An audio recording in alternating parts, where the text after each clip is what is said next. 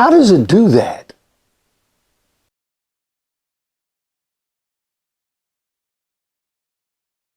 Well, welcome back to Barley and Hops. I'm George. Yes, the channel that dares to unlock all those mysteries of home distilling. And we try our very best to be as clear and concise as we possibly can. And this is all in the attempt to help you be as safe and successful as possible in your hobby. That's what our purpose is. Now, please, if you get an opportunity, subscribe. Yes, share us with your friends and comment below. And I ask that on every video, and I'm sorry that I have to take up the time to do that, but it is absolutely necessary that I ask for that support. Please, I work so hard to support you. Show us some love and subscribe. Now, I want you to see this. There, it's on that side, yeah. Edward from Alabama. He got this still from his wife for last Christmas, and it is absolutely amazing. And you can see all those bubble plates in there.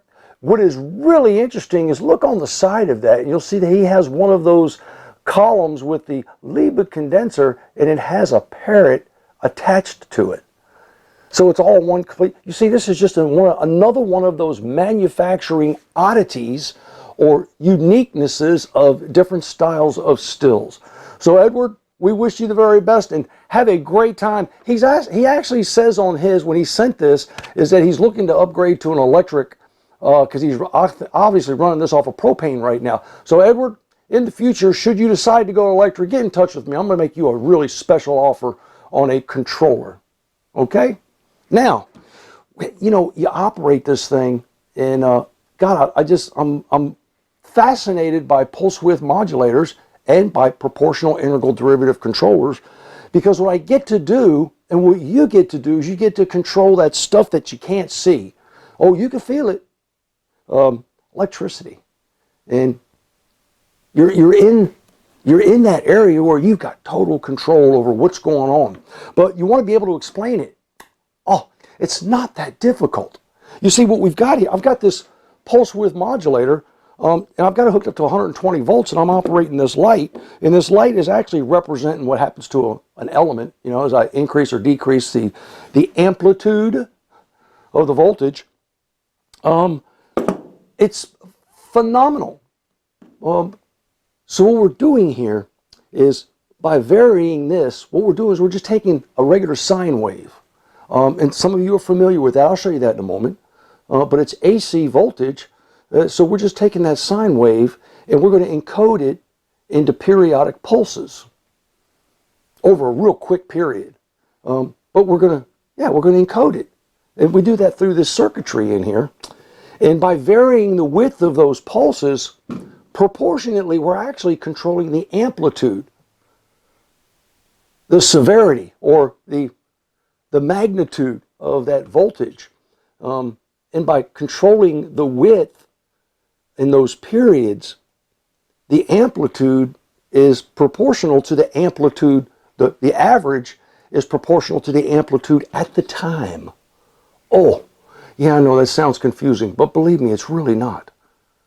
Let me show you. Here, let me show you something. I've got the whiteboard out, and we're going to move to that right now.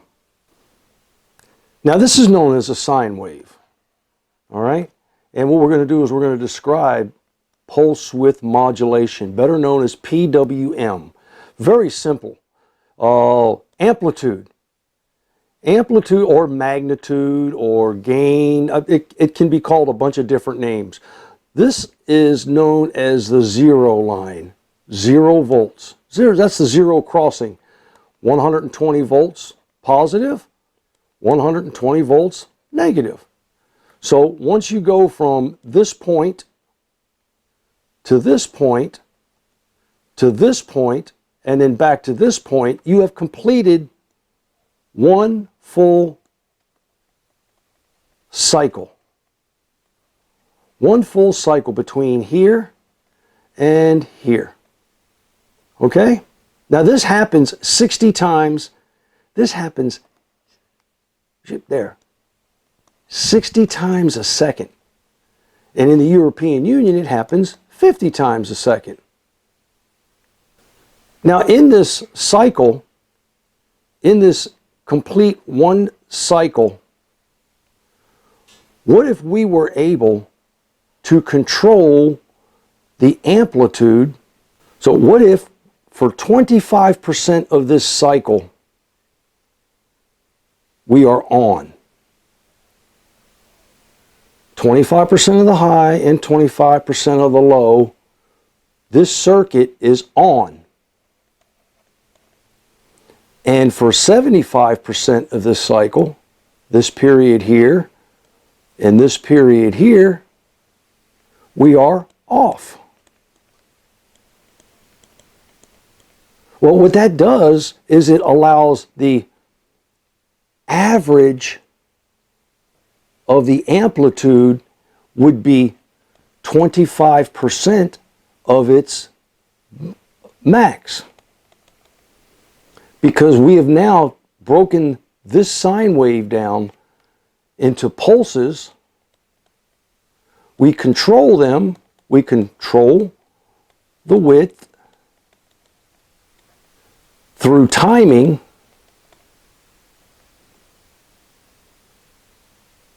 And therefore, we control the amplitude, which would be actually the average voltage. Make sense? Said another way, let's say, for instance, we went over here, we said, okay, this time we're going to go 50% on, 50% on, and this 50% is going to be off. So that means now it's only on half the time. Half on and half off. The average voltage to the load would only be, what's half of 120 volts is 60 volts. This is what you would see at your load. Let's take this one step further. See, this is just another way of describing it. As a matter of fact, if you look here, we've got 25% duty cycle. And you'll notice that in this is a duty cycle, not necessarily a sine wave any longer. Okay, what we've done is we've broken down the sine wave to a duty cycle. And so for 25% of the time, this area right in here, it's on. It's off for 75% of the time, and then it comes back on, and then it's off again. And this happens throughout this period of time. And the same thing is true. In 50% it's on, 50% it's off. And then I don't want to try to insult your intelligence, but if you go down here, of course, 75% on and 25% off. Now, what does this mean to us? This means that we now have a variable controller. Yes, and as long as we give input to control the width of the pulses, we control voltage.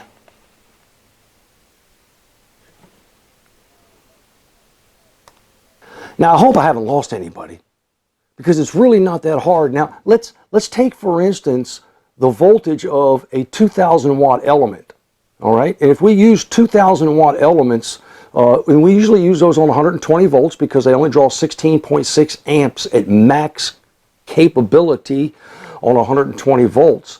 So we got 2,000 watts of heating capacity or power on 120 volts. But what happens when we adjust? If we adjust our pulse width modulator, remember, we're no longer providing 120 volts. We're providing a portion of that.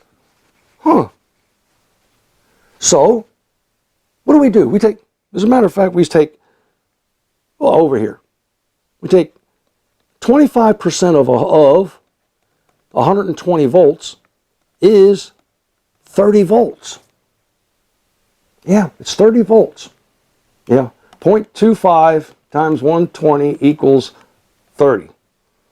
So now that we're operating our 2000 watt element from 120 volts, we're going to operate it instead on 30 volts.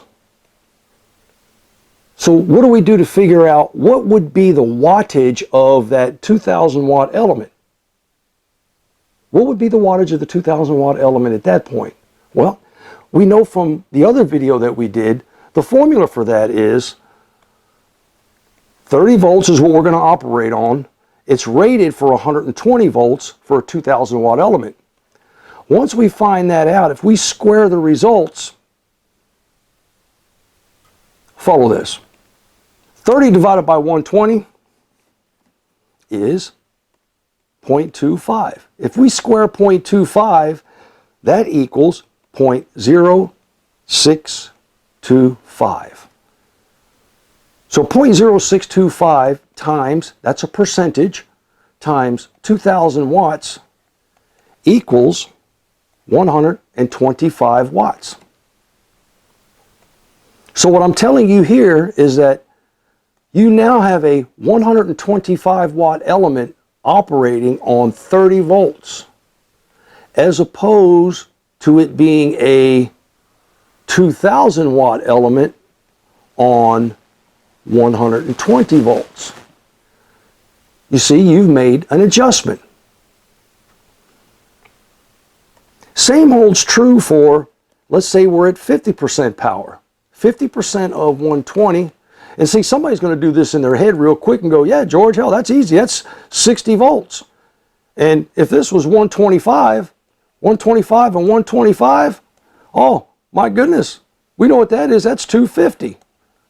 Well, that's not exactly the way that works.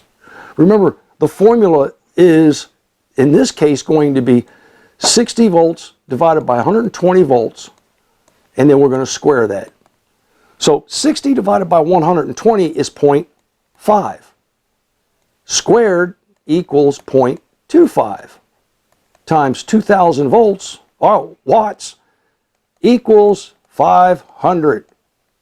So we now have, by increasing 25% power, we've gone from 125 to 500 watts. Because now we're operating on 60 volts as opposed to 120 volts. You follow that? Now, the very last example is actually the 75%. And this works throughout at every one of those levels. I mean, you can go 36%, and you can do the math and figure it out. What is your element actually operating at? So 75% of 120 volts is what?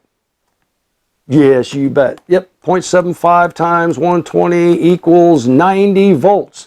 And see, now we all know this. Even the guy in the back got this one. Yes. Go ahead, shout it out. Yes. 90 volts divided by 120 volts, and then we're going to square that rascal. So 90 divided by 120 equals 0.75. We know that because that's exactly what we did right there. But if we square that, that equals 0.5625. So that's a percentage times the 2000 watt element. That means that this element is now going to operate as a 1125 watt element. Bam! Guy in the back, you got it. That's a 125 watt element because we're running this rascal on 90 volts as opposed to 120 volts. And we can continue to do this up and down the scale all the way through. So see, now you have variable control.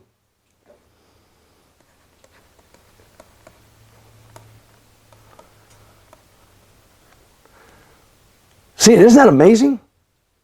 So now, as a final note, before we go any further, There's always a question about, see, you already got this. There's always a question about fermenting on the grains or off the grain, okay? And I want to try to help clear this up. This is totally a personal choice. Now, there are those people in the community that believe fermenting on the grain gives you more flavor. And then there are other people who have the mindset of, well, I've extracted everything from the grain, so it's fodder. It's just holes now. There's nothing there. And there's value in both of those camps, and I'm okay with that, okay? Fermenting on the grain or off the grain is totally up to you. I would only submit that you've got to get the grain out of there at some point, unless you're using a stirrer and you're going to use an oil jacketed still where you can have mash. You know, of course, cleaner in goes cleaner out, all right? But for most of our purposes, we want to have the cleanest possible product going into the still. So you've got to remove those grains. You've got to allow it to settle out and clarify. Okay, fermenting on the grains, it becomes a little problematic. It can be done. It actually extends your time for clarification a little bit, but that's okay. Again, it's a personal choice. I would submit to you to consider, just think about, where are all the flavors located in your grain? Yes, they're located, it's packed away as fats and starch that are being now converted to fermentable sugars and are going to be fermented by your yeast, which means they've been extracted out of your grains. If you are efficient at all at extracting every bit of that out of your grains, what you're leaving behind is a flavorless, nothing left grain bed. And that's all right. Just remember the underlying principle here, okay? Remember, we talk about this all the time. Process versus technique. In this case, with both arguments that are both valid, okay, the process is to introduce yeast into fermentable sugars to ferment and convert that to ethyl alcohol. That's the process. The technique is totally up to you. There are a couple different ways of doing that, and they're all right. So what do? What's the answer? The answer is whatever you prefer doing. If you ferment on the grain, don't let me convince you not to do that if it's working for you.